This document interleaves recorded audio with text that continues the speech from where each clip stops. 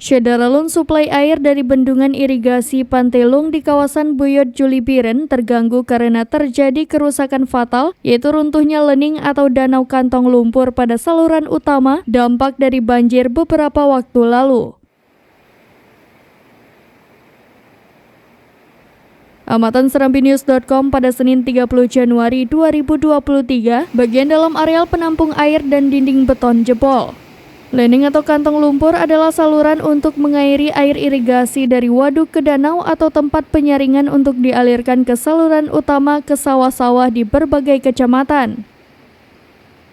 Kantong lumpur berfungsi untuk mengendapkan sedimen halus yang terbawa masuk ke dalam saluran irigasi. Dampak dari kerusakan tersebut, suplai air ke persawahan akan terganggu. Kepala Dinas Pertanian dan Perkebunan Biren, Irwan SPMSI kepada SerambiNews.com pada Senin 30 Januari 2023 mengatakan, kerusakan pada kantong lumpur berdampak besar bagi distribusi air ke sawah yang tersebar di 6 kecamatan yaitu Juli, Jempa, Kota Juang, Pesangan, Jangka, Kuala, dan sebagian Pedada.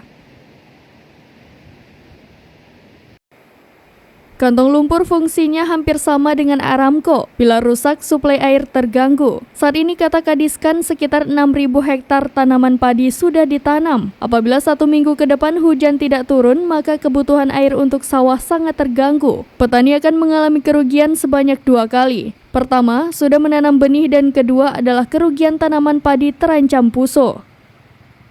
Kondisi kerusakan lening juga disampaikan dalam pertemuan dengan perwakilan Kementerian PUPR, anggota DPR RI Haji Ruslan M. Daud, Setdakap Biren Insinyur Ibrahim Ahmad MSI di Oprum Kantor Bupati Biren untuk segera mendapatkan penanganan.